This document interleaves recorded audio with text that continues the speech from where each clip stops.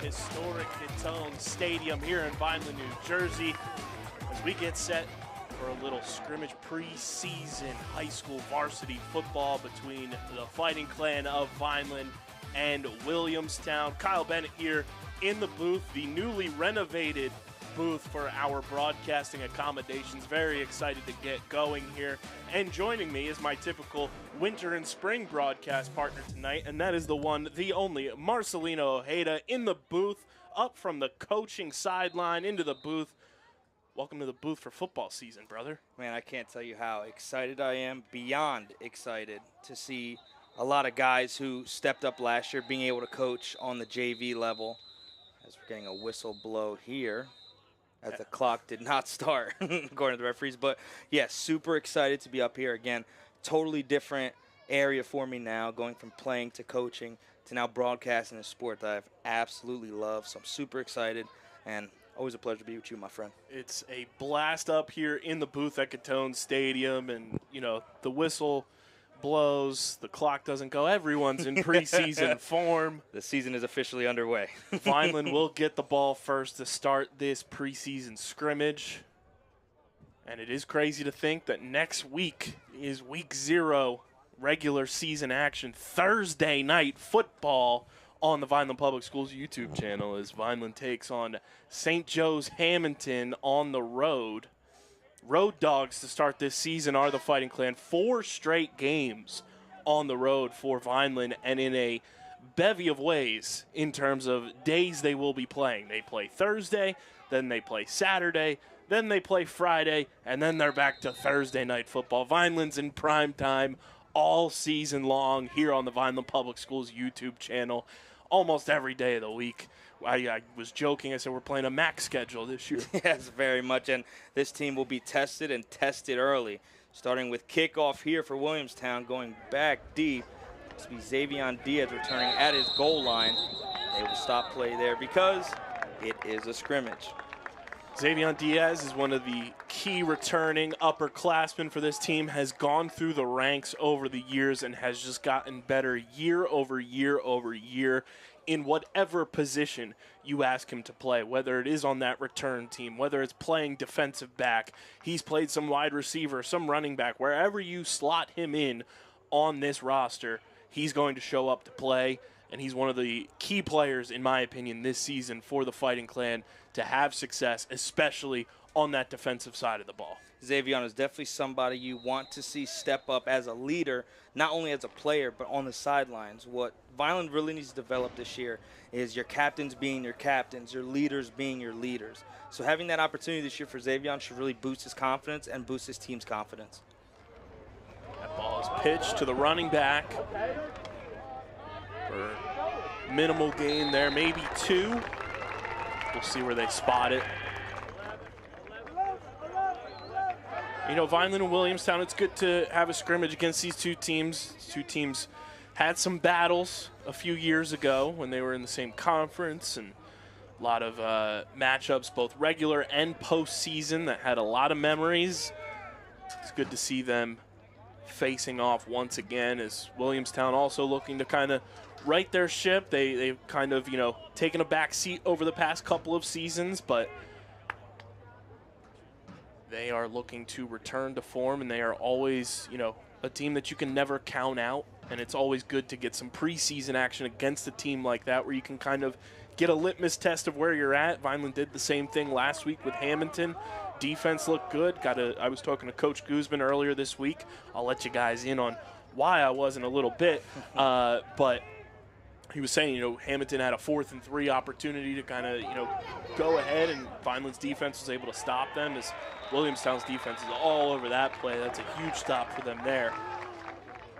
And that's going to be one of the strong points, if not the strong point, for Vineland this year. You know, they had a lot of seniors graduate last year in a bevy of positions, but the defense brought back a ton of returning players, and that secondary in particular on this defense is going to be an anchor of what they're going to be able to do, and I think it's going to kind of be the direction of where this team goes. It's going to be carried a lot by how that secondary performs. That linebacker unit is very experienced as well. The defensive line has a lot of experience on it, and if you have an experienced defense, that knows how to play, in these matchups against the teams you're going to be playing this season.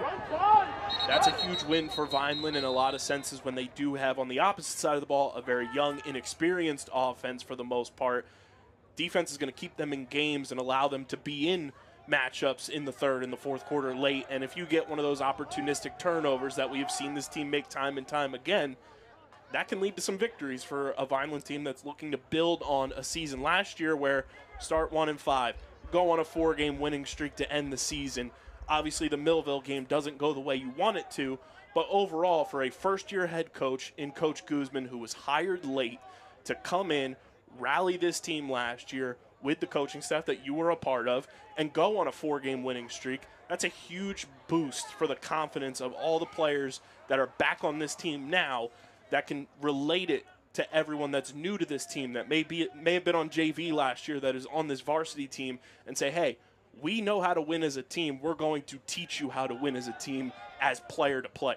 Again, this team, like you said, did have a rough start last year. But again, with all the different things that kind of happened outside of the team, affecting the team itself, you finally saw, again, halfway through the season where it started turning around. And I always say the game that I will remember the most and it felt like the team was really at a point was that Penn Saucon game. 3-0 win with a Colin Greif kick, the golden leg, put us up 3-0 to give us hope for the postseason. We didn't make it, but there was a hope built up after that game, and there's still that hope with this team. Again, a young team that is developing into the strong suit, a strong-suited defense, an offense that's still trying to find its kind of personality. The offense is looking for that personality, but they have a defense who's well beyond knowing that personality and a confidence that we can't even be able to fathom with two coaches like Coach Smith and Coach Shelton. Yeah, I mean, those two, we talked about it last year a ton on the broadcast, and in a bevy of ways. I keep using bevy. That's the word of the broadcast, brought to you by the letter B. Coach Shelton and Coach Smith are like the Batman and Robin of this coaching staff. They are like conjoined at the hip. Whether one person moves, the other one moves with them. They are connected cerebrally. It's like Professor X and his X-Men. Ryan Shelton is the first X-Men of Coach Smith's, legion of mutants, and I mean that in a kind-hearted way because those two together are such a dynamic tandem, and it is so fun to watch for lack of a better term, Coach Smith, I mean this endearingly, the elder statesman of the coaching staff on the defense with the young protege in Ryan Shelton who played for this team, played for Coach Smith, knows how to play in this system, and now knows how to coach in it. It's very much of the same exact brain, as this is a pretty modest gain here for Williamstown, going to make it a third and manageable. But if you just sit and talk to them, I had the opportunity to do this last year coaching defensive line. You just sit and listen to how they talk, and you're just seeing Coach Smith almost evolve, Ryan Shelton almost evolving into Coach Smith. Their same tendencies, the way they coach, the way they think, they bounce off each other so well because they have such a chemistry, like you said, with their playing days, now with their coaching days, and just even outside of the game, there's just a chemistry there that you can't really teach. It's something that's developed and something that they have truly taken the reins of and just run with it, and that is why Vineland is such a strong suit on the defensive side. Again, both these teams have produced pretty big names, such as Tyreen Powell and Aaron Lewis, two players at Rutgers at the moment. With a third and manageable here, this will be a blitz coming off the right side. Williamstown does not pick it up, run up the gut. It's going to be stuffed, and that will bring up 4th down and about 3. You bring up Tyreen Powell. Congratulations to him. He was just named one of the captains for the Scarlet Knights at Rutgers this season. He's poised for a huge bounce back this year, as we've got our first dirty laundry on the field of this contest. Williamstown getting chippy already. That's going to be a penalty on Williamstown. That looks like it is going to be accepted. That'll bring up 3rd down once again for the Braves. Again, last year, these two teams did get chippy in a preseason game. And interested to see how this team has developed mentally more than physically. You can see it very clearly how the juniors becoming seniors this year have just physically built themselves up and become a much stronger and better looking group. But now this time around, it's all about mentality and seeing where this team is in their headspace. Can they keep their cool? Can they fight against adversity? And how can they team up together and really break that hearsay that the team doesn't have a mental state that can keep them through a season that I believe and I know that they do have. It's going to be a punt here from Williamstown, 14 and about 2.5 miles. Snap goes back. Saquon Anderson back deep is going to let that one go as it drops out of bounds. And it's going to be marked at the 25-yard line, and the Vineland offense back on the field with the defense getting a stop. Saquon Anderson's another player that is going to be such a key to the direction of where this football team goes this year for Vineland.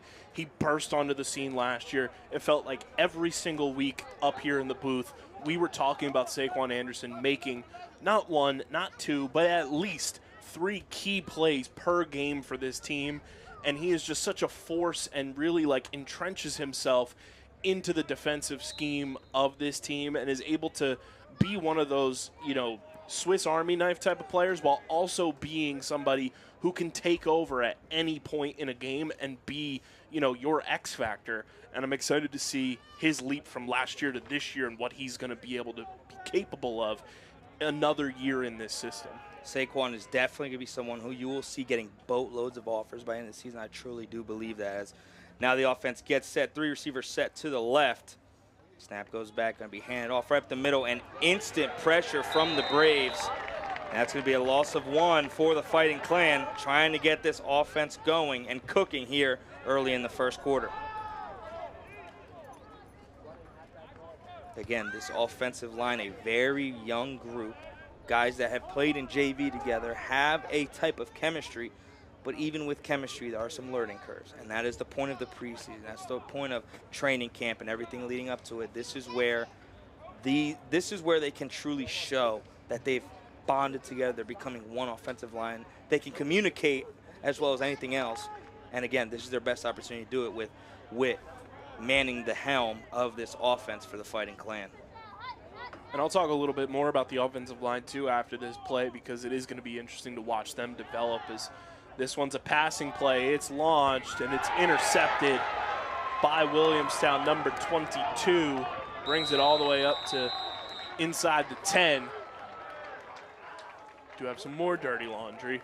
The offensive line is an interesting situation, too, because you're kind of shifting mentality with your offensive line this year, where this year they're a bit of a smaller group compared to last year, but they're shiftier. They can move more, you know, not to put pressure on them this year, but they kind of have like a Jason Kelsey model to them, where they're a little bit smaller for an offensive line, but they're going to be able to get upfield if you give them the opportunity to get those upfield blocks, versus last year you had the big hosses on that offensive line who were able to protect longer, and you could do a little bit more in the passing game. It's going to be interesting to see how Coach Hendricks kind of develops this offense this year as the season goes on and tailors it to building it from your protection all the way back and what you're going to be able to execute with a different style offensive line. And not saying that's a bad thing. It's just something that this offense is going to have to get adapted to. It is, and again, you have to evolve to your players. This Fighting Clan team will be a much more up-tempo team, as the call on the field was an offsides. It was declined. Williamstown set up shop within the 10. But like you said, a smaller group, you're going to have to expect speed. If you're not going to have time, how do you create plays? How do you create schemes that'll make this team speed up a little bit and force defenses to be quicker on their feet? It's going to be a pitch to the left. And right there, Xavion Diaz to make the tackle. And just like that, the defense putting a staple on this game and doing it early. Xavion, the X Factor, as my good friend Kyle mentioned earlier. He's just such a dynamic player. And you don't toss that term around lightly when you use it, especially at the high school level. Xavion, from the moment he was in that small group that got called up, in the rare instance with Coach Russo, where he wasn't one to typically call up underclassmen to come play on his varsity roster, but Xavion was in that core group. I think it was 4 or 5 guys their freshman year that got called up, said, hey, come showcase what you got. And Xavion has taken that opportunity over the last 4 years and run with it. And now he gets to put the bow on the gift this year in his senior season and really showcase what he's capable of, how dynamic of a player he can be, the versatility he can showcase. And just like Saquon, it would shock me if we're not seeing a multitude of offers by the end of the season for Xavion Diaz to play at the next level. Again, a major staple to the defense as the defense does record its first sack of the game, making a 3rd and goal from the 18-yard line. Early on, the Vineland defense again holding their ground. Possession started with inside the 10, all the way back to the 18-yard line. Vineland looking to find some kind of rhythm on offense, but with the defense holding it down, it's something that you can manage. So it'll be 3rd and goal here for the Braves. 3 receivers set to the left, 1 to the right with a running back in the backfield. Defense communicating all together as one. Looks to be a blitz in the A-gap. And there will be a flag on the play, and it's going to be a false start on the Braves. Just like that, they are going back, and this defense striking fear into the heart of Williamstown. They're facing the unfortunate vibes of the way that retail goes, and it feels like Williamstown is seeing Vineland's defense a spooky season. 100%. Again, this Fighting Clan curtain, if I may add, which I am a huge fan of anything that involves things such as a steel curtain, for lack thereof. Once again, 3rd and goal now from outside the 20. Still a 3 receiver set to the left. It's going to be a bootleg here. Rolling to his left, throws deep. Opportunity over the top, and it will be incomplete. Great defense there from the Fighting Clan. Over the top was Mason Afanador and Saquon Anderson underneath. That was a great block by the offensive line from Williamstown. You had the 0 blitz coming up the middle. If that wasn't a bootleg, that would have been probably a 10-yard sack. Yes, but that's a great 100%. pickup by the offensive lineman to kind of stop the incoming linebacker from Vineland. I wasn't exactly sure who it was from my vantage point here, but I love that play call from Coach Smith. I hope that's in his bag. I hope he has that one for a rainy day when he needs it in tip-top shape.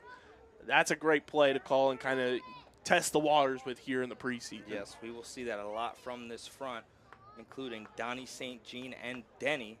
They're going to be lining up for a field goal here. Snap is good, hold is down, kick is up, and it is good. That'll put up the Williamstown Braves 3-0. Defense making a huge stop, a possession that started inside their own 10, forcing them back outside of the 20, forcing 3. Now the offense has to get it rolling. That's a great kick there. You always want to test things out. Not every high school team has a kicker, too. We've been fortunate over the last, I don't know, almost decade. Yeah, say Henry, Colin, Kling. We've had a lot over a decade, really. Yes, we have a lot of very good special teams in ways that I can't even express. So we'll see how Vineland responds here. And as we get set for it, I mentioned, I was talking to Coach Goose earlier this week, and what better way than here on our test broadcast to announce it to everybody. But we are thrilled to announce that the Vineland High School Football Coaches Show, newly named last season Guzman's Gridiron, will be returning to the Underground Sports Philadelphia Podcast Network this season. We are back in the studio on Monday to get ready for week 0. Very excited to run it back with Coach Goose, building on something that Coach Russo and I came together in 2018. It's now 2024. It's crazy how time works. But Coach Goose, yours truly, back at it for Guzman's Gridiron, available wherever you get your podcasts and on the Underground Sports Philadelphia YouTube channel. We're working on some other things to just enhance the show this year, and we are very excited for the outcome of what we have planned for this season of Guzman's Gridiron, which will be coming to you every single week on the Underground Sports Philadelphia Podcast Network, presented by the Red and Gray Gridiron Group and Underground Sports Philadelphia. Super stoked to be talking to Coach Goose every week and getting that peek behind the curtain and bringing all the details about what's going on week by week with this team, and it is always fun to chop it up with Coach Goose. So stay tuned. First episode's dropping next week as we get set for week 0 action against St. Joe's on Thursday. Let me tell you something. Any opportunity you can get to sit and pick the brain of Coach Goose, you should take it and take it flowingly. I can't even tell you how many times I've had the opportunity to just sit, pick his brain, talk football, talk life. He's just a really good mentor all the way around, someone you can instantly learn to love. And he's not exactly easy on the edges. Rough on the edges is an understatement, but definitely one of the best people I know and a great coach in all aspects. As the Fighting Clan now gets set up at their 20, three receiver set, going to be a screen to the left side. A couple blocks there, but not much given up, as that is going to be blown up by the Braves once again. But looks to be some decent yardage, about a yardage gain of 1 for the Fighting Clan.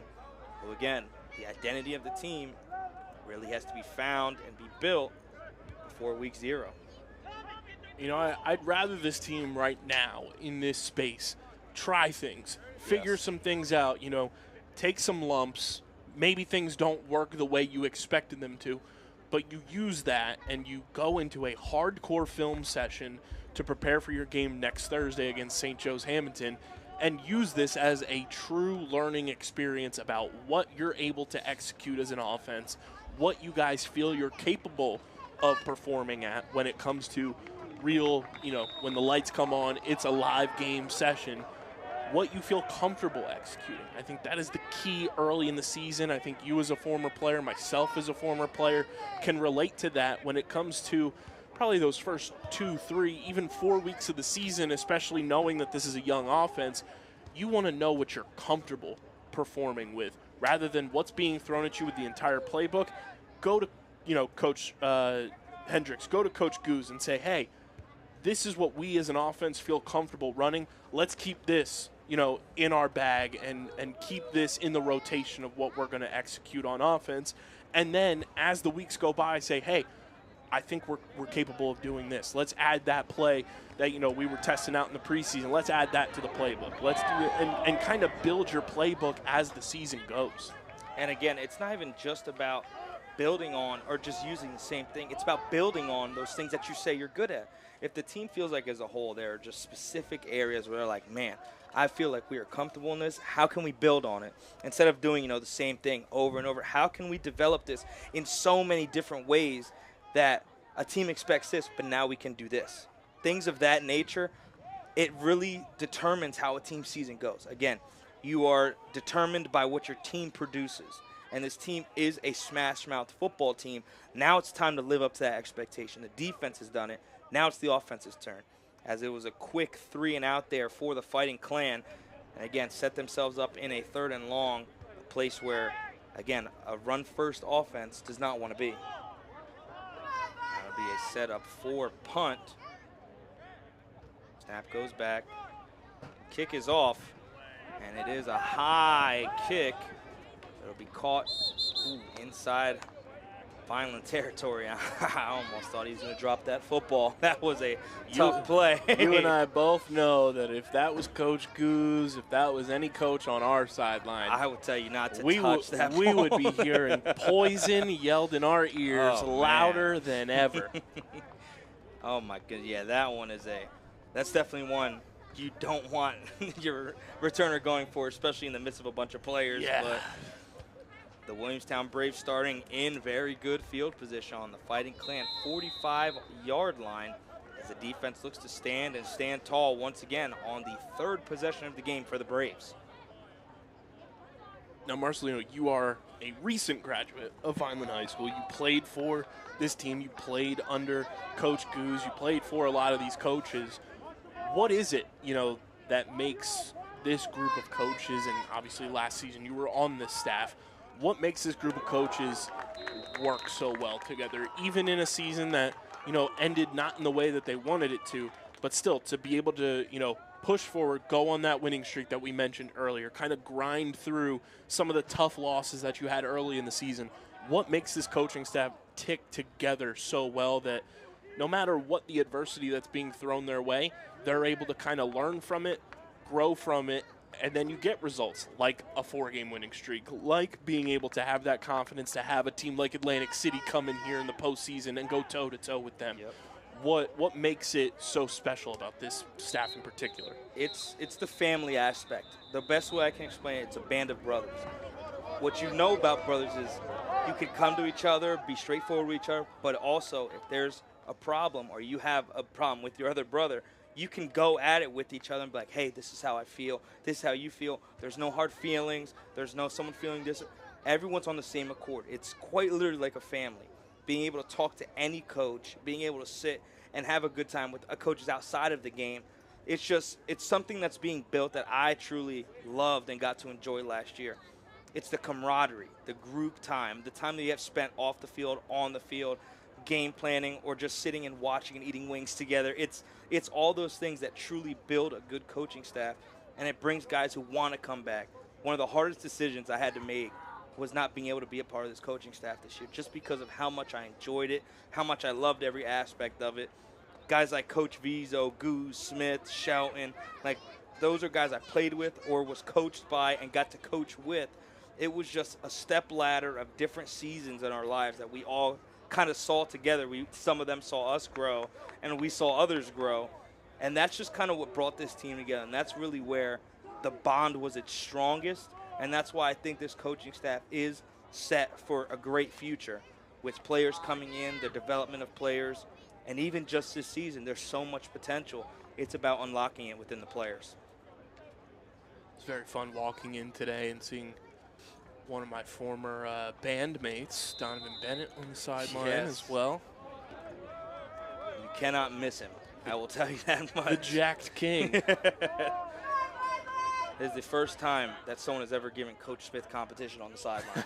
I would love to see them in a push-up contest, in a weightlifting, bench press. Something. As Williamstown set up, passing on first down, rolling to his left, and that will be a sack and an interception. They better be grateful that it was called, because he threw a pick, and it wasn't just a pick, it was a pick six going the other way. Right to him. For the Fighting Clan. For the good of the Williamstown Braves and the safety of the quarterback, the play was blown dead, and it will be a second. I don't have to believe it is third down. It's second and a country mile, as the marker does say third, but is it third down? I'm trying to. It might be at this point. As I like to say, it's we're over here talking about family and camaraderie. it's third down in the length of Landis Avenue. Yes, that's a country mile if anyone's wondering. As Williamstown gets set up here, third and long, three receivers set to the right, tight end lined up on the right side. Snap back, dropping back, good pass rush. Going to be a screen here, and swarmed by the Fighting Clan. A big boom, and the Fighting Clan stiff them at the line of scrimmage. What a hit!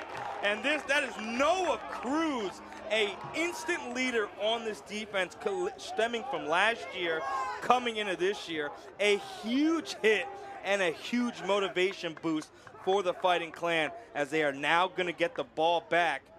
And the Braves are stuffed once again. Again, the only opportunity they had to score was when they had it at the inside of the 10 and still couldn't get any positive yardage. Those are the type of plays that we are talking about, that this defense is capable of making, that if they can blow up a play like that, they're going to be in games. I'm telling you, I almost ran through a brick wall myself. Every single time.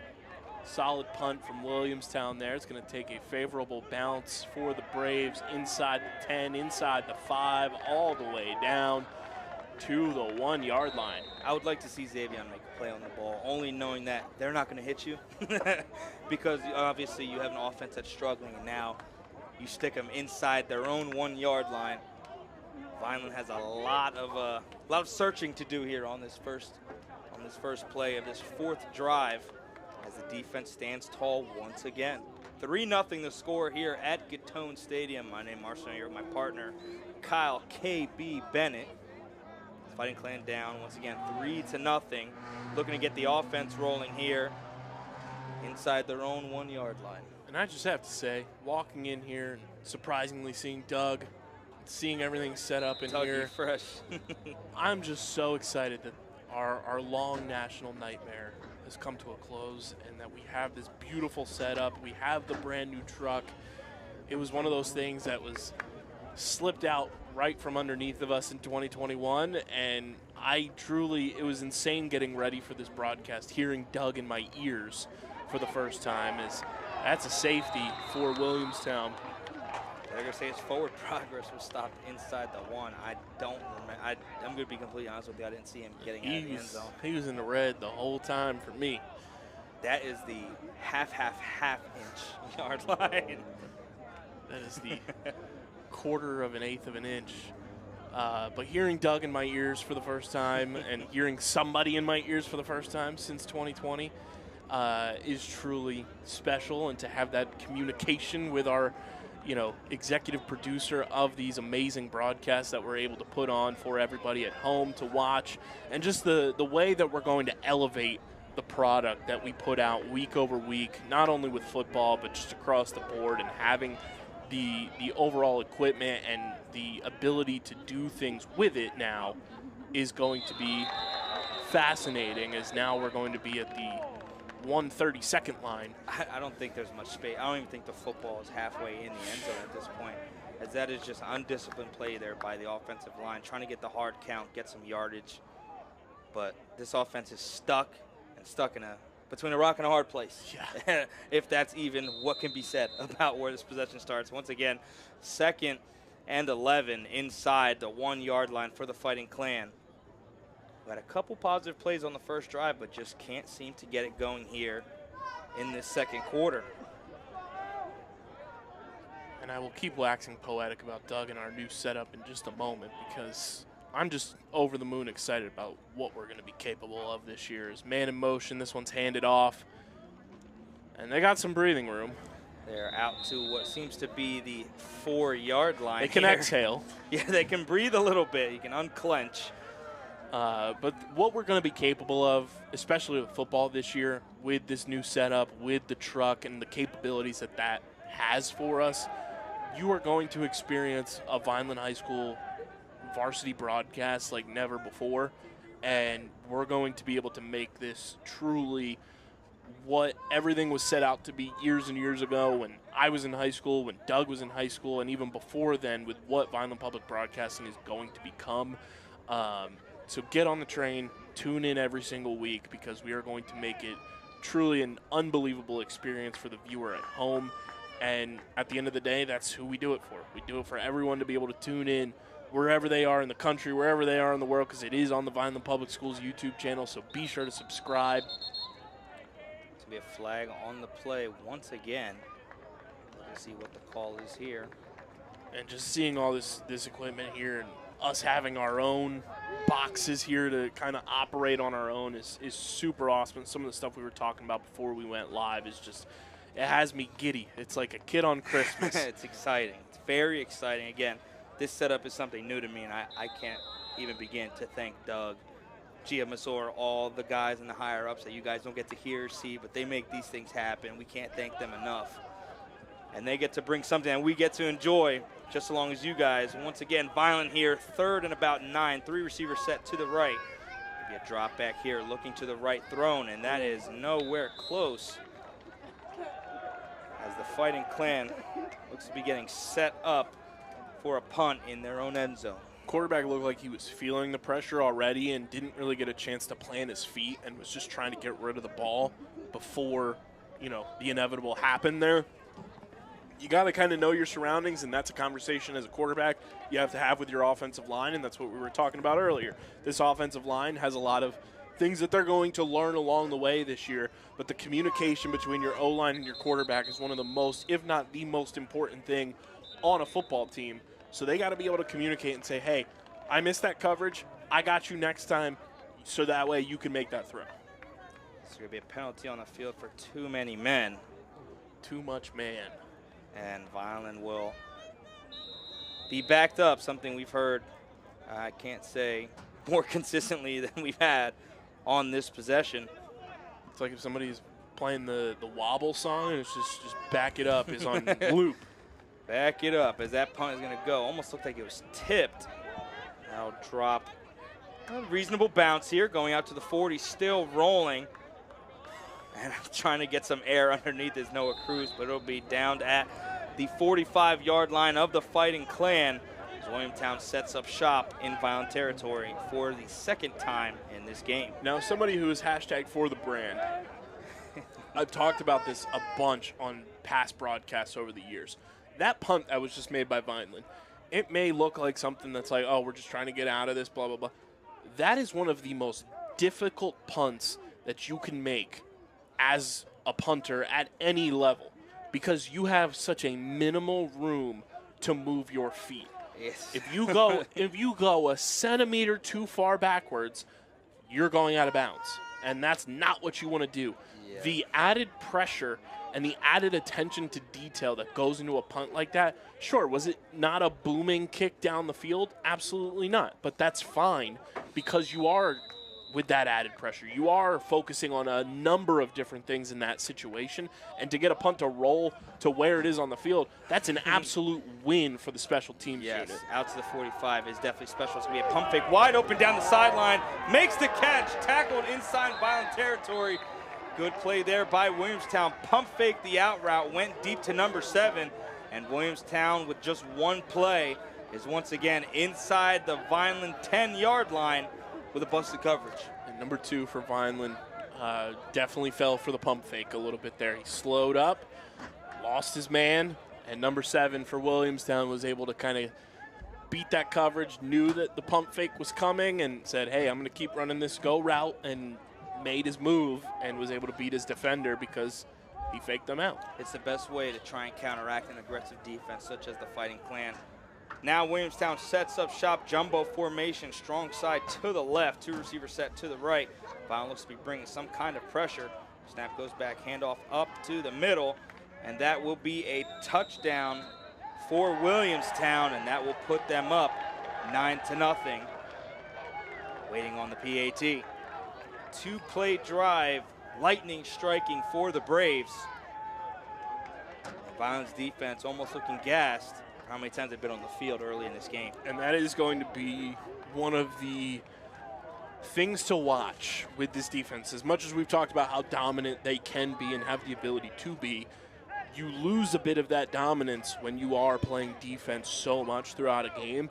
Vineland's offense has to find a way to kind of be nearly balanced with them and give it, maybe a 60-40. It's a 60-40 defense versus offense on the field for Vineland this year. Good recovery there by the holder to get that kick through. But if the defense is on the field 75% of the time, Vineland's defense is going to lose the edge that it has and the advantage that it has against a lot of the teams that are going to play this year. And the other part of this, you're playing a different schedule than you have the last 2 years. The way that the West Jersey Football League works, it rotates every 2 years. So you have a brand new conference, brand new opponents coming in outside of a couple, because we do have that ever elusive Eastern game yet again on the schedule for a third straight season.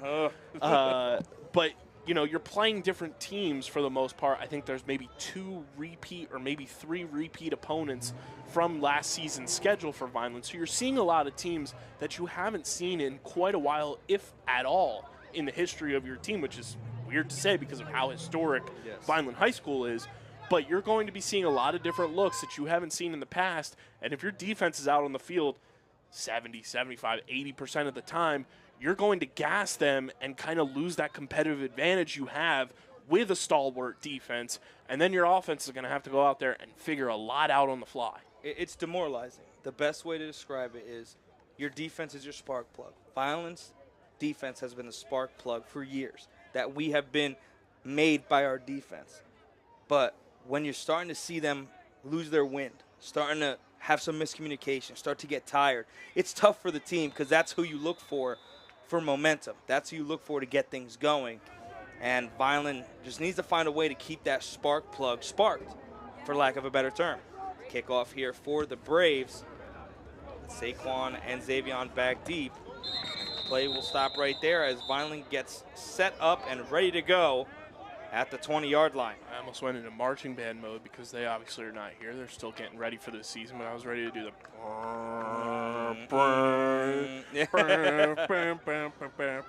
I hear that in my head every time I see a kickoff. At any game, any football game, every time there's a kickoff, I'll catch myself humming it. It's just second nature here at Vineland High School. Very excited for the marching band this season under the direction of my good friend Justin Feliciano, my good pal Tyler Steinbrine running the drum line. Very exciting. Our marching band is very exciting. Always has been, but now feels like there's a step up this year. Vineland now getting set up at their own 20-yard line. Motion here from left to right. Snap back to the quarterback. Looks to his left, throws on the slant route, and dropped. It's a good throw. You know, it's not the end result you want. That's a good throw. That's a positive from the quarterback position for this team that over the past couple of years, it's been a struggle to kind of find a consistent quarterback. And I think that's been a huge just, you know, anchor to what this offense could be capable of is just finding the consistency at the most important position on the field. That's a good throw there. I like the play. Receiver just has to catch that ball. And it's right in your breadbasket. You got to come away with it. You can't turn away too soon. You can't turn your head before it's in your hands. It's a good throw. It's a good play. It's almost perfect execution. Receiver just has to finish the play. You have to take your breaks when you can get that. It's a great opportunity there. Just couldn't capitalize. Now Vine here on 2nd and 10. Snap back, looking to pass again. Looking out to the right. Low pass blown up there for a loss of yardage. Vineland just like that in a 3rd and long scenario once again. Now the big thing that I'm taking away here, because we've seen it now a couple of times, quarterback, left tackle, they got to communicate. Yes. We've had too many instances there where that type of play just happened. Screen type of play, little dink and dunk in the flat, whatever it may be, and the left tackle is missing their assignment or getting blown up on their assignment so that that defensive end, that edge rusher is coming around the side and it's disrupting the passing motion of the quarterback. You need to communicate and say, hey, I need you to pick up that blocker. That needs to be your focus, and then shift the rest of the offensive line around and pick up where, you know, the pieces may fall. But the left tackle and quarterback for Vineland need to be in communication. You need to be like Coach Shelton and Coach Smith and be in that cerebro type of situation. As Vineland would have gotten the defender to jump there on the hard count, but it will be a false start backing them up for a 3rd and even longer. Again, Vineland has to find ways to get the ball moving in a positive direction. And each drive has just proven that's just hard to do for this offense. Again, when you have young quarterbacks, it's a competition. It's growing It's a pains. very clear competition here with young quarterbacks with Witt, Gage Gallo, who's on the sideline and injured, and Elijah, who's the freshman quarterback or a younger quarterback trying to get his reps. So you have to give them opportunities as an O-line, as receivers. Give them opportunities to learn as well as you are in the season. It's kind of helping each other out. With Vine here in a 3rd and long. Once again, 3 receivers set to the left. Rolling out to his left is the quarterback, and that is a easy sack. Left tackle beat off the ball. Vineland will be punting from inside their 10 for the 2nd time in this quarter alone. Now, the unfortunate part there is in a normal game, I don't think that's a sack. I think he's able to kind of evade a little bit. You maybe... It's a 50-50. Yeah. I can easily say that's a 50-50. I could tell on that play in athleticism. particular when the whistle blew, quarterback started to slow up. That's why you're able to see kind of that minimal contact there just from, you know, moving forward. That's just inertia. It's a property of matter. Shout out to Bill Nye. But the way that play, there was potential there. I didn't hate the play call per se, but again, it's that communication factor with your quarterback, with your left tackle. That relationship there, as we have a flag on the play, has to be in sync more than a 90s boy band. Oh, my, not the in sync reference. Oh, no, not early. Flag on the penalty, or flag on the field, I believe should be on Williamstown. I thought you were calling a flag on my reference. No, I can't be an in sync reference. I can't do that to you. As the referees come together to converse here. Shouldn't be this much of a conversation. Seemed pretty clear that number 6 of the return team did a little too much. Now, you know what I will give credit for and what they are showcasing as they wave off the flags. I was just about to compliment the refs because they are doing the right thing with their outfits today. No ref is wearing white socks with black shoes. They all black socks, black shoes. Job well done, referees. The whole crew got in a line. They said, hey, we got to come correct. We're preseason testing here. The outfits look good, fellas. Good job, Zebras. Got to get the calls on the same accord. It's going to be a screen pass here to number 7. Taken down. He's a fun player, man. He has been excited. He's been on both sides of the ball making plays at corner and at receiver. Caught the pass that got them within the 10-yard line to set up the scoring drive. And just like that, getting the ball again. Seems to be their X-factor player. This will be a gain of 5 for Williamstown, making a 2nd and 5 at the Vineland 30-yard line. Setting up shop once again. 3 receivers set to the right, 1 to the left. Number 7 there with a running back in the backfield with the quarterback. 3 down linemen for Vineland. The snap, handoff up the middle with an open hole, gaping. Breaks a tackle and gets some extra yardage. There's going to be a flag on the play. Depending on who it all is on, it'll be on Williamstown, a holding, and that'll negate the entire play in itself and back them up 10 yards. As we hear a very familiar sound in the Vineland area. Mr. Softy's in the neighborhood. Can't beat it. Just in time for prime time. As he gets smoked by a Dodge Charger. Anyways, nonetheless, Williamstown backed up here.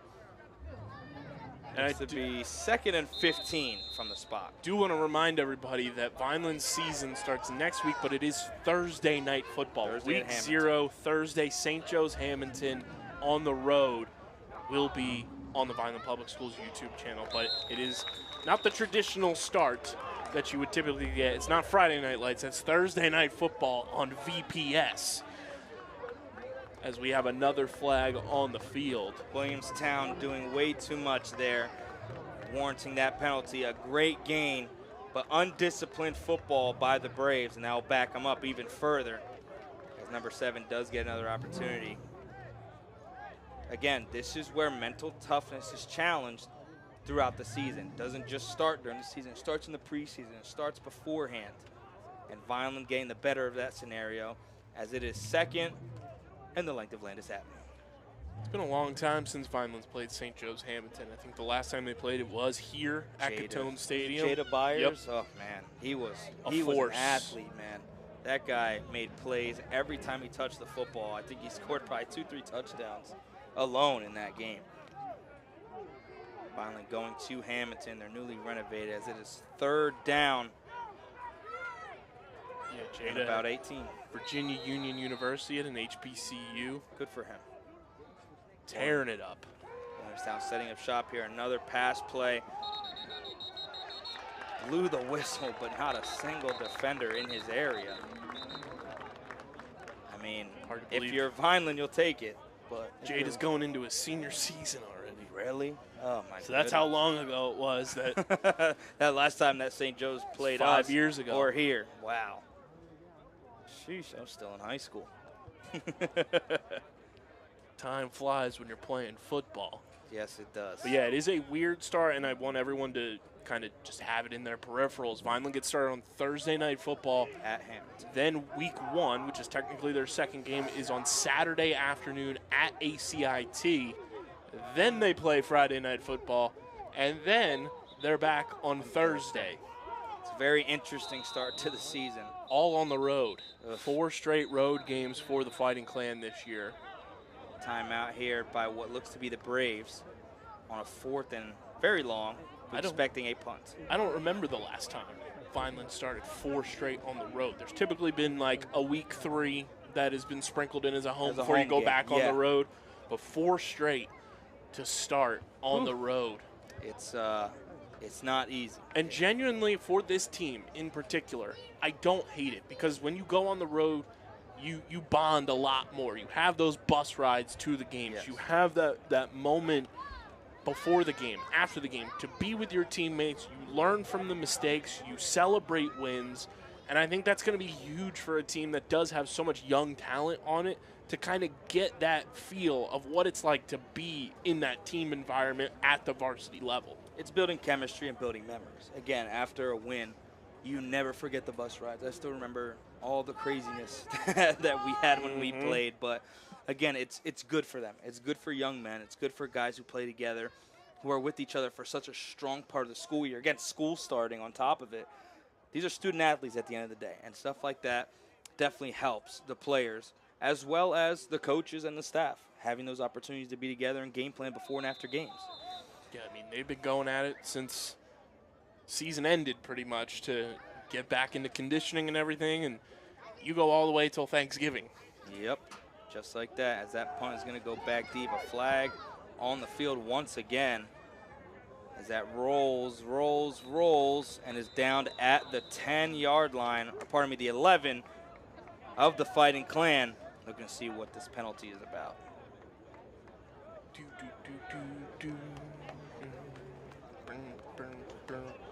Boom, boom.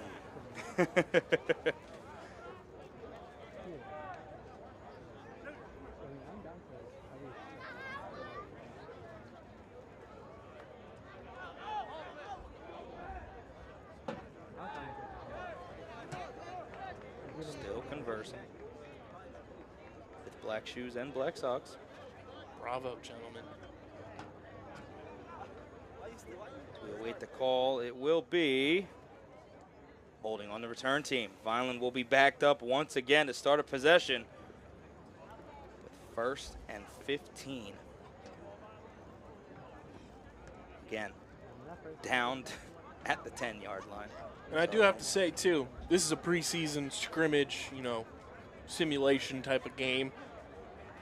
Unreal crowd turned out tonight at Gittone Stadium. Yes, excitement for the season is definitely showing early. On both sides of the field, too. Yes. Williamstown has a plethora of fans on their side.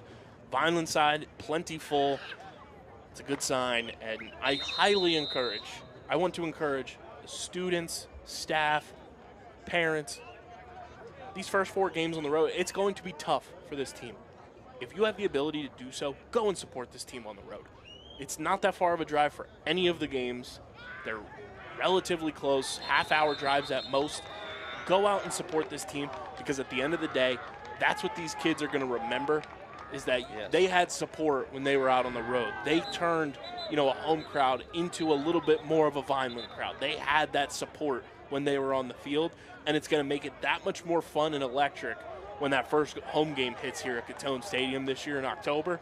That's going to be absolute scenes in the best way possible, and I'm so excited for that, for this team to experience it and just build upon what we saw last year in the stands. And that will bring an end to this first half. Vineland down 10-0 here at Gittone Field, as I believe another flag was thrown. But this offense looking dejected, to say the least, here, coming off the field after that sack. I think it's the inexperience and kind of just the struggles of things not going their way. And that's something that they have to learn as a team, as a unit, that, hey, sometimes the game's not going to go your way.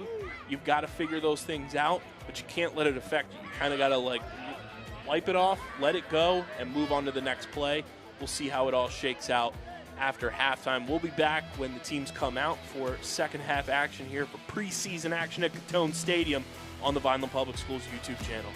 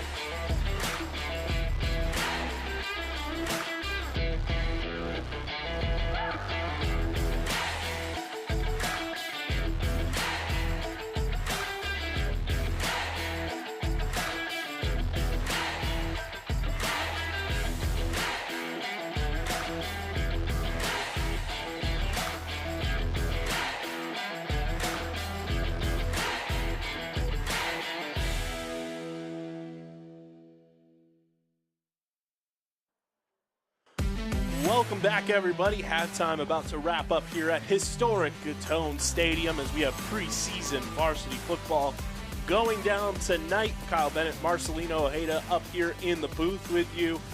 Finally looking to get the offense going in this second half. Was kind of a struggle throughout that first half and figuring some things out on the offensive side of things. We do want to point out, everybody on the broadcast, they're not using the scoreboard here at the stadium, so that's why the score graphic is not appearing the way it typically would, but it is 10-0 in favor of Williamstown. And Marcelino, we were talking, as we were going to break, that the offense, there's going to be those growing pains, there's going to be those moments, but overall, I think one of the biggest things that we've pointed out is that the offensive line and quarterback need to communicate a lot more than they have been because they just seem out of sync, and that's what kind of has led to a bunch of these sacks, these dead plays, and kind of disjointed plays across the board on offense that's driven Vineland more backwards than forwards. And something that I always give a shout out when it's due. Coach Gilbert, a good friend of mine, was talking to me at halftime. We were kind of going back and forth. He did state that there are some O-line injuries at the moment, including Angel and Zach Davis, who two great players, got to coach last year. And even noticing, seeing Angel and Zach on the sideline, you can tell those are two staple guys that we will expect to start on the O-line this year. So one shout out to Coach Gilbert for the heads up. Again, this offensive line is a great group. It's a smart group. And as they develop as the season goes, with either Coach Gilbert there or Hendricks or whoever's there with them kind of keeping their head straight, it's going to build. It's going to grow. And again, going through those growing pains, this is good reps for the backups. It's good to see at the backs we're getting reps and seeing kind of how it is to play under the lights on a Friday night, even though it's Thursday. It's all about getting that time to build, get that time to get mental reps as well as physical reps. This is just great for the backups, and it's good to know that our guys are healing up and our offensive line is coming together as the season gets closer. Once again, the score 10-0 here at Gittone Stadium. Fighting Clan looking to come back from behind to beat the Williamstown Braves, setting up for a second half kickoff momentarily.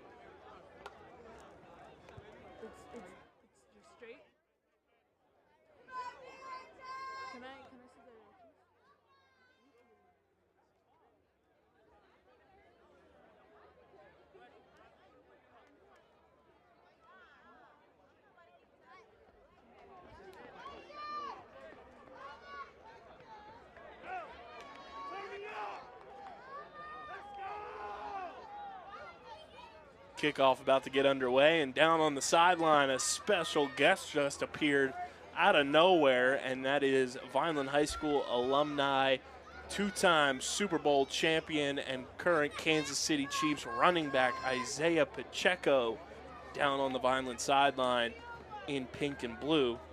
That doesn't get the boys hyped up and ready to go. I don't know what will as they get ready for kickoff here in the second half. Williamstown will start with the football. Kickoff is set and ready to get underway. Decent kick here, and the whistle will be blown. Williamstown setting up shop at the 20-yard line as Violence get their defense going and going early here in this second half. KB, what are the keys to Violence second half that can get them to come from behind and win this game? The biggest thing to me, and I've been pointing it out time and time again, is just the connectivity and the communication between your offensive line and your quarterback. That is so pivotal no matter what level of football you're playing, no matter what style of football you're playing. 7-on-7, flag football, 11-on-11, tackle, whatever it may be, high school, college, NFL.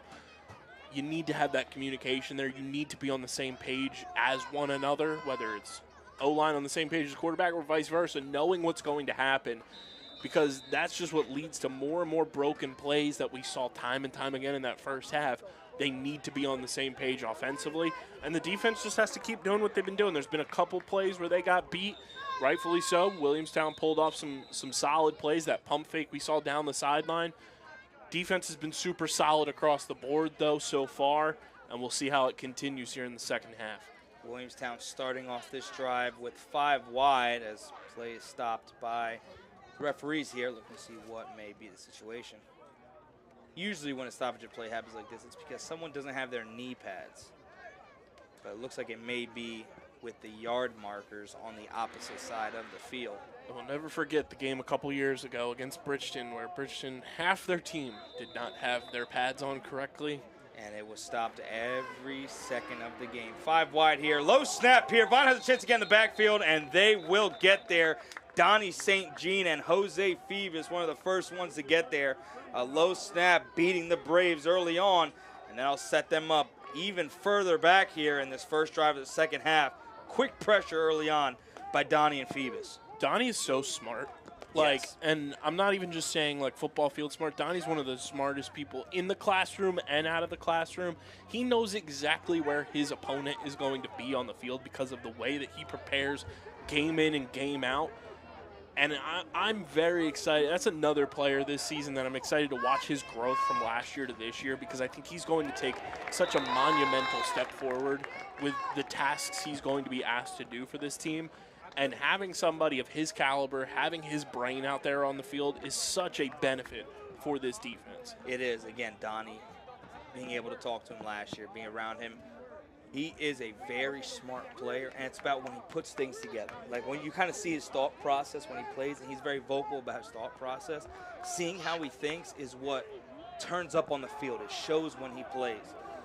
And Williamstown once again setting up in that 5 wide formation. Vine having opportunities to create pressure here.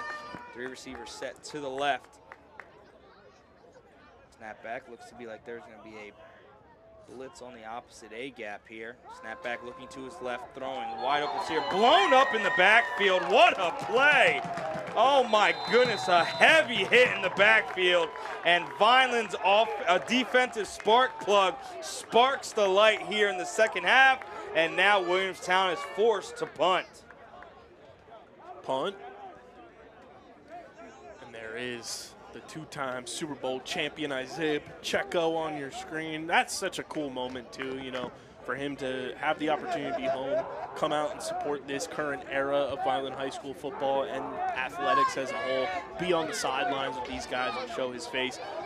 Isaiah and Jameel Demby alike, and even Tyreen Powell as well, even though he's still in college, those guys in particular have never lost sight of where they've come from. They remember their roots. They are always giving back to the community, and it is always such a joy and pleasure to see them show up unannounced, here to support.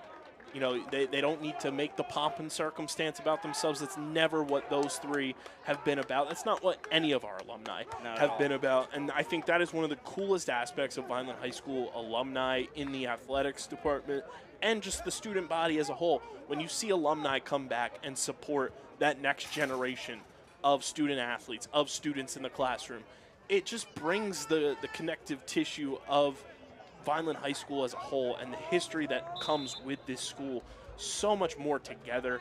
And I think it is just such a fun aspect that we have 2-time Super Bowl champion on the sideline right now at our preseason. It's pretty nuts to say 2-time Super Bowl champion from Vineland, New Jersey. Vine sets up on offense here, motion to the left, a screen pass, backwards pass, dropped onto the ground. And the whistle will be blown.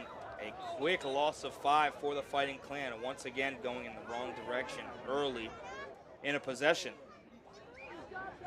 Very lucky to catch the break there of the ball being brought back in. But Vineland now once again setting themselves up in a 2nd and long in just 1 play on the offensive side of the ball. I think Pop could suit up right now. Does he have any eligibility left? I mean, I would definitely take just one run. Nice little out route. I'll take it. I'll take it any day of the week here. Little halfback option. I think it's an easy touchdown, no questions asked. But Vineland setting up once again, 2 receivers set on each side. Running back to the right of the quarterback. Snap back here, looking to his left, back to his right, slinging on an out route. Caught there at the 50-yard line, fighting for yardage with 4 defenders on him. Still moving, can't go down. And the Fighting Clan looking to build some momentum as a flag is thrown once again. And another flag's going to fly in there for the... Oh, I don't like that call. He threw the ball back to the ref. I understand why he threw it because it was kind of sidearmed. It looked like he was throwing it at the ref and not to him. But that wasn't the intent. But for sure. But as a player of experience there, yeah, I know. You gotta know that the ref's gonna throw the flag in that instant. Just the way he looked at him afterwards, it was clear what was gonna happen there. But Vineland, after one of their biggest positive plays of the game, lose that positive gain and go back just about 15, give or take, yards. And it is so fun knowing Isaiah Pacheco and having gotten to know him over the years, covering him when I was working, freelancing and covering high school sports, to obviously our ventures here with Vineland Public Broadcasting and with the Vineland High School Football Coaches Show and everything. Seeing Isaiah's name plastered everywhere when it comes to NFL conversation. I was scrolling through my YouTube subscriptions today to see what new videos came out, and the Fantasy Footballers YouTube title had Isaiah Pacheco, his name in the YouTube title. I was like, what is life as that ball is thrown? Oh, what a great tight catch. window and tight catch there. What a play by the offense of the Fighting Clan, getting the air game going here in the second half. And that puts them in a third and manageable here in the third quarter. And that's a full throttle chemistry play right there. Your quarterback and receiver are on the same page, your O-line and quarterback are on the same page, and that's why you're able to make a play like that. Tight window, to say the least. Very tight window. This is going to be fourth and short here for the Fighting Clan. And that's From good. the way this looks, they're going for it. And that's good to see the trust between your quarterback and receiver at this point in the season. You know, it's still the preseason. You're still working out a lot of kinks in the offense. That's a great opportunity there as a quarterback to say, hey, I trust you running that route. I trust you in traffic to make a play. He said, I'm going to give you a shot. And he got the opportunity. And he made the most of it. And now Vineland, for the first time in today's game in Williamstown territory, 4th and 2. Snap back, looking to his right, throws underneath. I like Open it. Look, going up the field. Gets some extra yardage down the sideline, and that will be a first down for the Fighting Clan. That's beautiful execution on that play. See the open path, run right through it, and you pick up even more than you needed. That's a beautiful fourth down play call by Coach Hendricks and company to make sure you had that option there, a little dink-off pass, run upfield. It's a beautiful option play because you still have receivers running their routes. It's like, hey, I have this opportunity here. You're wide open. Now go make the play in open space. It's all about giving your athletic players opportunities to be athletic. And that's one of those plays there, and Vineland capitalized here. 1st and 10 here from what looks to be the 37-yard line. Witt looks back, drops deep, throws it, and is intercepted, almost intercepted. But the whistle was blown before he got the pass off as it was tipped in the air. And that will be a sack for the Braves, as Vineland will now be in a 2nd and 14 here in this third quarter. Again, Vineland, a couple good-looking plays through the air here, looking to capitalize on their air game and with Witt in the backfield. It was a little chipped up on the big game play there, but looks to be all right. And I'll say this, that's a huge positive from me up here in the booth, and I'm sure for you as well, to see adjustments that were made at halftime offensively. To see, hey, we're capable of doing this. We are going to do this. You guys got to go out and execute it. And now they're doing it. That is a huge positive sign and great trajectory for this offense where they're getting different looks.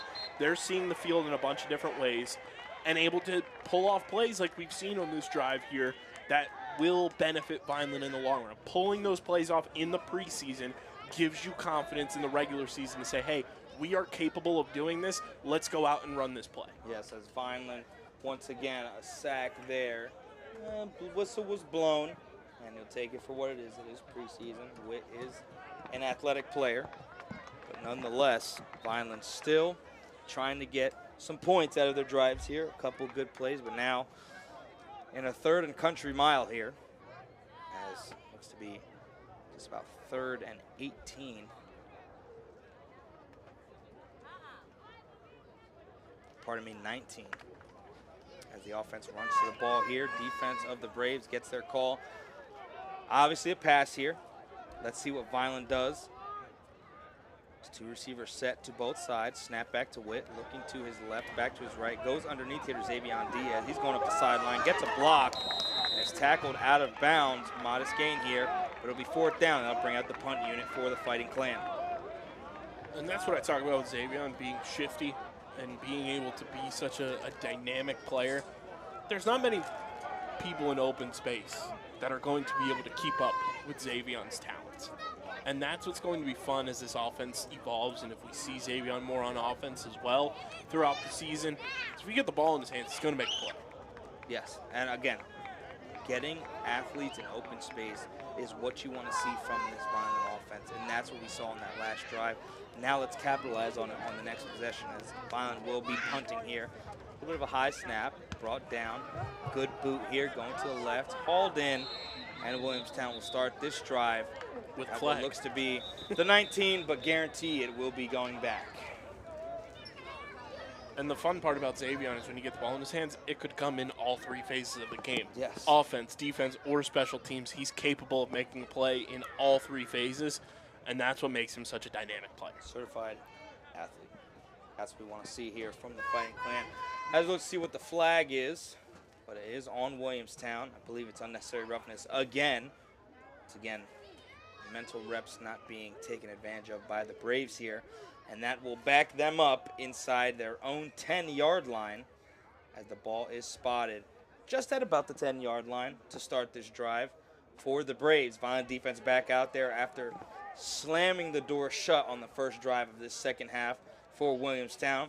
Looking to do much of the same, well rested, got some time in between. Offense moved a little bit. Now with a rejuvenated and rested defense, let's see how they slam the door once again here on the second drive of the second half. 2 receivers set on both sides. Motion, flag. And I'm going to say false start on Williamstown, backing them up once again. As our cheerleaders would say, push them back, move them back, all the way back. Hey, I'll take a penalty, especially if it's a penalty like that. Violence defense pushing back once again, not only just on plays, but forcing them to make mental errors. 1st and 15 at the 5-yard line now for the Braves, who were all passes on the first drive. Looking to see what they come out with here on this second drive. They were 5 wide to start this second half. Now look to be bunching up a little more in a little jumbo formation, strong to the right side. 2 receivers set to the left, running back offset to the quarterback's left. Quarterback looking to his left, almost kind of giving away where the ball may be going. As he is going to go to his left, gets a block, goes down the sideline, gets another block and slides. And I believe they're going to give him forward progress stopping at the whistle blown. About a 10 to 15-yard gain. Yeah.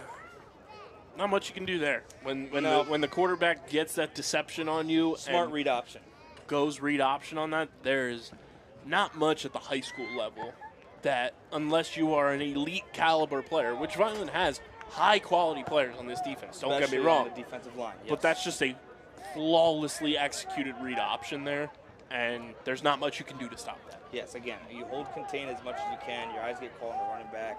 Quarterback leaves out, has 2 blockers. Sometimes you just got to take your L. So that one, sometimes you just have to bite the bullet. I hate to say it, I really do. But so you bite the bullet there, and now in a 2nd and 4 opportunity here, after being backed up twice on 2 penalties, are the Braves. 5 wide once again. Quarterback takes the snap, looking to his left again. Look, short route, almost intercepted right over the top of the corner. Oh, man, I thought he had that clear as day. Slips right through the fingers. And Williamstown praying and grateful for the break they just caught. You have to make that play. If you are the DB on that play, you have to come down with that football. That is a gift. Yes, it was a great read by him getting in front. And again, quarterback didn't even see him there. Just threw it high enough to get over top of the head, almost like a last second, over the top. I'm going to make this super relatable here. This is like a sneaker raffle. You got them in your cart, and you put in the wrong security code for your card, and you lose out on the sneaker raffle. That's what just happened right there. You got to put in the right number. You got to come down with that football. Miscommunication there by the Braves will set up 4th and 4. And that'll bring out the punt unit here. Vineland's defense stands strong, setting up this offense from what looks to be a good starting field possession on this next drive. Not sure what the communication was there on that right side. There were 3 receivers there. Not sure that either one knew who was going to get the ball in that screen pass. Nonetheless, Vineland will take the break with Xavion Diaz back deep once again.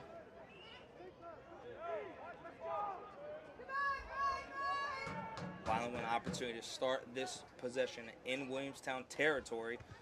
The punt is off. Looks like it's going to drop inside the 50. Caught, reeled in at about the 45-yard line, and now the offense back on the field to set up shop. Good field position. I like this opportunity for this drive for Vineland. It's minimal, field that you kind of have to gain. It's less than half the field. Go to work. Put in your offense when you feel like you're on a scoring drive right now. See what you're able to pull off. This is a time for you to test out things that you would do in a game situation where you're driving down the field. Say you started at the 20-yard line and you're driving, you're now at the opponent 45. See what you can do to pull off a play that's going to get you in the end zone. This first play is very important for the Fighting Clan offense. Again, for the past couple drives, they have started off with not so formidable opportunities, as there's going to be a flag on the play, and just like that, the broadcaster curse causes a 5-yard penalty. I think they're calling that on Williamstown. What? Yeah, he was pointing this way. Heck, I will take a penalty going the other way. I feel like the last couple possessions were penalties on us, as it looks to be the end of the quarter, I believe. So third quarter ends here at Gittone Stadium. Score remaining the same, 10-0 in favor of Williamstown. Vineland looking to come back and get the ball rolling here in this fourth quarter. We'll be back after a short break.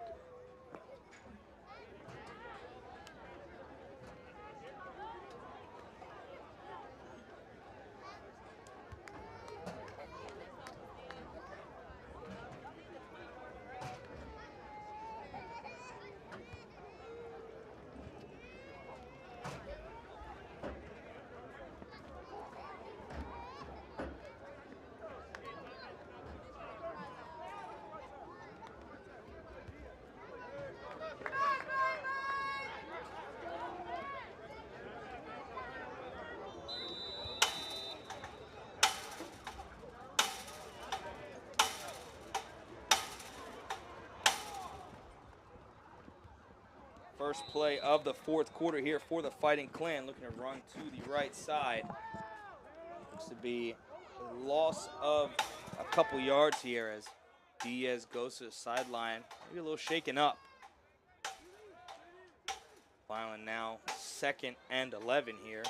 Not something you like to see if you are the offensive staff or even the defensive of the Fighting Clan, as he's going to be met with a trainer. Another quarterback change here for this drive, as Witt will be on the sideline. I believe this is the freshman Elijah, from what I've heard, on the field now for the Fighting Clan, looking to get some points on the board for the first time in this game. Set up his 3 receivers to the left. Also with the running back to the left of the quarterback, 1 receiver to the right. Running back goes in motion. False start there by the left tackle, and Vineland will go back another 5 yards. I was wondering what that noise was. It's Handyman Joe down there banging on the fence with something. Let me tell you guys something. For those of you that don't know at home, Mr. Joe is one of the coolest, awesome guys that make all things Vaughn High School football and athletics happen everywhere. Shout out to Joe, who will be retiring soon. In December. Congratulations to him. He's been one of the best. Every time I see him, there's always a smile on his face. Steelers fan makes him even better. Always good to see him out here with Mr. Mike as well. Vineland setting up shop here at the 50-yard line. 2 receivers to each side. Drop back by Elijah. Looks to his right. Throws to the running back underneath. Gets some yardage. And that'll be a modest gain of 6. Solid play. I like that. Get your yards where you can get them in this situation and figure out, what type of minimalistic plays you can make that will also result in you picking up solid chunk yards that make drives more manageable, make downs more manageable for you. Yes. As now it looks like we're getting another timeout here. Nonetheless, Fighting Clan still behind 10-0 here in this fourth quarter. They got the gate open.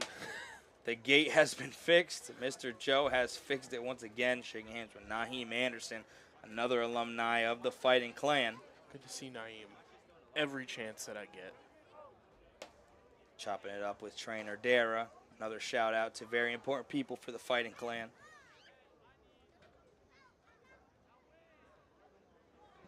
I'm excited to see how the Violent Fighting Clan kind of build this offense as the season goes. Again, once they find that personnel we've spoken so much of today, it's going to be nice to see them develop, see some injuries go away, get healthy, and see how they prep and get ready for week 0 against St. Joe's. Again, a rivalry that goes way back in time between Russo, Coach Sacco, and all those who are a part of it. As Vineland gets ready on the opposite side of the field to get this fourth quarter up and rolling. Looking to put points on the board against Williamstown. As the lights come on, that's when the stars shine bright. Biggest opportunities here in the preseason. I believe it's the last preseason game before week 0, which is exciting. Guys get their last bit of reps in live action situations leading up to the big game on Thursday. Once again, game will be on Thursday at St. Joe's, 6 o'clock Thursday night football. Be here with my good friend Kyle KB and Rich Scarpa. It's always fun with Rich in the booth. It's going to be fun to finally get the opportunity to be with him up here after hearing him for so many years. As Violent sets up shop here, 2 receivers set up on each side, running back to the right. Drop back here by Elijah, looking to his right, throwing deep, has a wide open receiver, just overthrows him. As a flag was thrown, but he had a wide open receiver down the sideline, almost connects, but I believe that flag may have something to do with that. And I don't hate that play call. That was great execution by the offensive line to give the quarterback time to throw that ball. It allowed the receiver to make his way down the field on that route. I love the opportunistic thought process behind that play. That's a smart football play at this point in the game. I don't hate that whatsoever, and that's a play that I think 92% of the time they're going to connect on. As the penalty looked to be on Vineland. I think they moved the ball in the wrong direction. I believe the call was ineligible man downfield. But I'm not sure why the line judge at the 50-yard line was the one to make that call, but nonetheless, we digress. But back to that play, that when you get that type of blocking and you give your quarterback that time, that's when you can make those type of plays. And it was there. The play was very much there for Vineland on offense, and I'd like to see those opportunities taken more. Vineland gets set up once again. Same setup. Right receiver to the left. Motion from left to right here. Snap back to the quarterback. Looks to his right. Throws underneath. Gets it to the running back who slips and falls at the 11-yard line. Now set up 3rd and long for Vineland. Like we mentioned earlier in the broadcast, yes, it is back. Guzman's Gridiron, the Vineland High School football coaches show on the Underground Sports Philadelphia Podcast Network is back for, math is a little hard, but I think this is year 7 of the show, whether it's the iteration with Coach Russo or Coach Goose. It is back, 2nd season with Coach Goose on the Underground Sports Philadelphia Podcast Network. We are super excited to be back, breaking down week by week all the action coming from your Fighting Clan, game by game. We talk about the alumni. We talk about what happens in each game, get a peek behind the curtain and a little bit more detail in the process with Coach Goose and company as this ball is passed on to the running back. Great play by the running back to make, as our broadcast idol Mark Zumoff would say, turning garbage into gold. But Guzman's Gridiron is back on the Underground Sports Philadelphia Podcast Network, wherever you get podcasts, Apple, Spotify, or wherever you get your podcasts in audio form, it will be available. And also on the Underground Sports Philadelphia YouTube channel. And stay tuned. Follow Underground Sports Philadelphia and the Red and Gray Gridiron Group, Vineland Football, on social media, because we're working on some other big-time things to improve and enhance the show this year, bigger and better than ever, that we are super excited about. So stay tuned for that. But be sure to tune in each and every week. We're back in the studio this Monday. Show should air either on Tuesday or Wednesday. And moving forward, that's kind of going to be the process for Guzman's Gridiron, presented by the Red and Gray Gridiron Group and Underground Sports Philadelphia. I'm pumped, man. I love chopping it up with Coach Goose every single week. I love chopping it up with Coach Russo for 5 years as well. And just kind of getting, like, the ins and outs and kind of learning the inner workings of what makes this machine go. That is Vineland High School football, and it's different every year. It's different every week, and you just learn more and more. And it just, I think, doing the show, and since I've been in the booth doing the show, has only enhanced our broadcasts. It has enhanced the show in and of itself with me being in the booth. And I'm just excited for this iteration, this year's show. And speaking of alumni that we always talk about on the show, if you missed it, Isaiah Pacheco is in the building tonight. Always great to see Pop, two-time Super Bowl champion for the Kansas City Chiefs, on the sidelines with his alma mater. And it's always good to see the alumni come back. Naeem Anderson is also on that sideline, and seeing the football team alumni come back whenever they get the opportunity to be on the sidelines and show support for that next era, that next team up for Vineland High School football is always a pleasure. And, you know, Pop's getting ready for a season in and of itself very, very soon with the Chiefs, as they're looking to three-peat. And not the Pittsburgh Steelers. Say about it. well, hey, we got the team on the east side of Pennsylvania that has something to say about it too. I guess that's going to be a good matchup this season. Again, the every 4-year matchup between the NFC East and the AFC North. It's always exciting, especially this year being so close to home. But I think we both come in agreement. Let's just go beat Dallas. Yes. Let's just go beat Dallas this year. Vineland back on defense here with Williamstown starting at the neutral 50-yard line. 2 receivers set each way. Motion from left to right. Handoff up the middle. It's going to be almost stuffed. Breaks a couple tackles. Big hit there.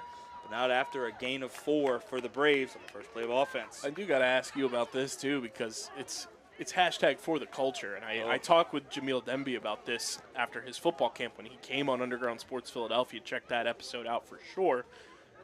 How insane was it for you to see Pop draped in the Puerto Rican flag after the Super Bowl, and then Bad Bunny's reposting him on social media?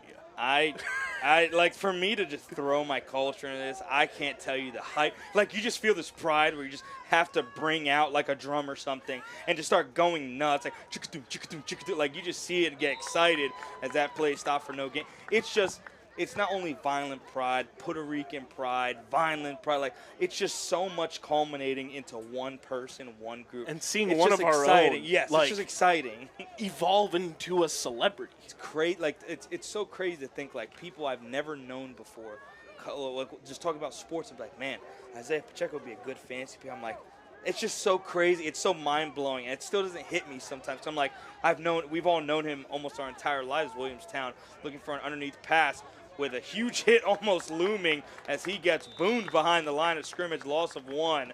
And it'll be 4th down, bringing out the punt unit for Williamstown. And it was super cool to see Pop at the ESPYs this year, and his +1 was Tyrene Powell. Yes, it's just so the Vineland boys took over the ESPYs this year, and that was so cool to see. It's so crazy to think, like, that's what's coming out of Vineland. That's the new norm. It's normal now. Now we're used to it, as Williamstown will not be going for it here on 4th down. They'll be going 4 wide here, 3 set to the left, 1 right, offset running back in the backfield. 3 down linemen for the Fighting Clan. Snap back to the quarterback, drops, takes a couple steps back, looks deep, over the middle of the field. It is almost intercepted, caught by Williamstown, and a tough break for the Fighting Clan. You have to make the call. It's almost baseball textbook. Play made by Williamstown after the tip-up. And barring this penalty, 16-0 Williamstown. That is a play that the defensive backs have to know. Field position is key. You don't go for the interception there. Sure, it looks good on your stats that you picked off the quarterback. Down. It's fourth down. You're going to get the turnover. You need to swat that ball down. You have to be able to make that play there if you're the defense. But the call was the ineligible man downfield, and that will give Williamstown another opportunity here. But, wow, that is just heartbreaking, to say the least. That changes so much in the game, too, though. It's a momentum swing. If they do get that interception, it feels great, but you're also losing so much in field position. Yes. You as a defensive back, and this defense is very veteran-laced with upperclassmen, you have to know the situation there. You have to know the down and distance there to realize, hey, I need to swat this down, and we're going to start at midfield. Yeah, that's just it's almost video game-esque to see something like that. And Williamstown still going to go for it here, 4th and 10. Same setup, looking to drop back deep, I believe is the quarterback. Swat Defensive it line down. drops back, looks to his left, back into the middle of the field, throws it deep, and it is intercepted by the Fighting Clan. Great to get underneath. Penalty called there for the face mask after the play. Fighting Clan flipped the field with the interception. KB, and know you're looking for the swat down, get the ball at midfield. But momentum boost for the DB to get the interception. It's a win-win-win at the end of the day. Vineland with a great play on defense. Now they'll be back on offense going the other way. It's fine. You got the ball back. You know, you give the defense a little more juice as well, as they've been on the field a ton tonight. But again, in a game situation, a traditional game situation, I want to see that defensive back say, hey, I know my down and distance. I know where this game is heading and what we need to do to get back into it. I need to swat this ball down so we start 20 yards further down the field. And I'm just going to tell you right now, Coach Young gave him an earful going toward the sideline. He's like, that's the second opportunity you got to just bat the ball down, get the ball in midfield. Coach Smith almost just laughing, walking away. It's a selfish play, but I understand. I remember being a high schooler, I understand. But you have to understand, set your team up in a good position. It's where the team aspect comes in. You need to help support your offense just as much as your offense needs to support your defense. But with the penalty, they do get 5 yards away from where the ball would have been if they swatted it down. That's going to be a run to the left side. And another penalty on the field. It almost feels like every play there's been a penalty. I'm like, I tried to stay away from making the call there. You can make those now that you're in the booth. Yes, by the way. as a coach, I would be irate, and Coos would be telling me to calm down. I'm like, it's happening every play. You'd be throwing a clipboard, flipping a table. I've thrown a couple depth charts in my day. But nonetheless, Vineland will be backed up. Penalty will be on them. Depth chart toss coming to the 2028 Summer Olympics. Yes, I can discreetly remember about one or two of them. One I can vividly see against Kingsway. We ran a reverse, wide open gap. I love Donnie. He just missed this block. We would have had an easy touchdown. I think I almost threw it halfway across the field. Vineland setting up once again. Fake handoff going to the left is Hitch, and he is going to slide down after a gain of 4. Good fake there. It's Witt. Deception. Great play. Good deception there on the read option. In a traditional game, I still think he's running a little bit and picks up probably to about right around the 50-yard line there. About 8 more yards, yes. That's a great play. Very smart player and a very athletic player. Again, getting your athletes in open field. And that's the type of thing that I've liked so far tonight from Coach Hendricks in the offense is we're not seeing as many read options. They're being strategic with it, and that's what you want to do. That's what keeps a defense on its heels because you don't know when it's going to come. If you run a read option every play, you lose that deception factor, and then the defense is just going to stack the box because they can. Vineland once again here on their 40-yard line. Witt drops back deep, looking to his right, wide open receiver, and it is just tipped away. They had one single high safety. Witt went to his right, had the open receiver, number 45, covering ground for Williamstown. Makes the stop. Ooh, another opportunity Vineland just almost had. I believe it was a catchable ball, but with a defender flying right in front of you, it's a tough play. It's extremely catchable, and I will say one thing.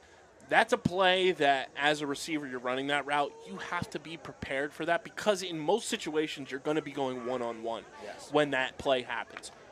You have to have the foresight to say, hey, if anything happens, I need to come back towards the ball. Yes.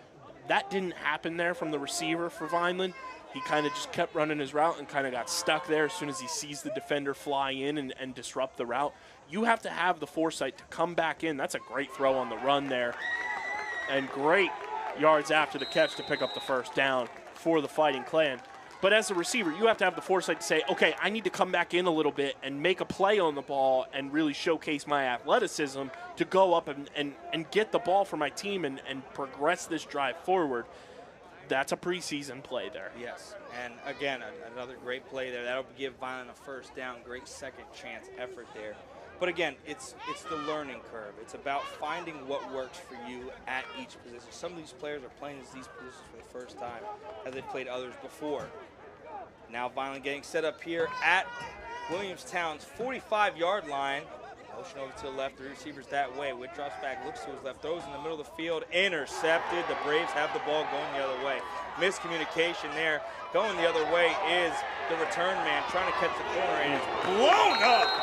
Oh my goodness, I'll tell you what, to make up for an interception, go out there and blow up the man who caught it. And Witt, a costly play there, a big hit though nonetheless, and Williamstown has the ball once again going the other way. I'm not too happy about the celebrating afterwards with the hit, but just have to, it's learning. These are young guys, they're still learning, and it comes with experience as a leader. That's something there to that play. I just don't want to sound like those guys are, oh, don't sell it. I'm not that kind of, I'm all for it. Go party up and pimp a home run. You got to know the situation. Yes. Like, that's all. You're down by multiple scores. You just turn the ball over. Sure, you made a big play, but know your situation. And that will bring this game to a conclusion. 10-0 the final score. Williamstown Braves come to Vineland, beat Vineland in the last preseason game of the season as each side prepares for Week 0. Vineland's matchup this Thursday against St. Joe's Wildcats. It will be Thursday night football on VPS. Be sure to subscribe to the Vineland Public Schools YouTube channel so you don't miss out on any of our broadcasts throughout the 2024-2025 school year and beyond. Big thank you to Doug Diola and our entire crew for making tonight's preseason broadcast happen. Very excited with our new setup across the board. Road Dogs to start the year. Once again, come out and support on the road this team. They're going to need it. Just from a standpoint of every single week for the first month of the year, they're going to be out on the road. Come show support for them, whether you're a student, staff, family, whatever it may be. And big thank you to Vineland Public Schools for allowing us to get this broadcast up and going. Very excited for the season to start. It's a very short time away, less than a week.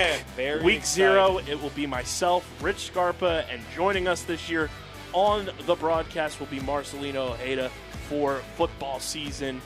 Once again, final score 10-0 in favor of the visitors in Williamstown. For Marcelino, for Doug Diola, our entire broadcast crew, thank you for tuning in tonight to preseason varsity football.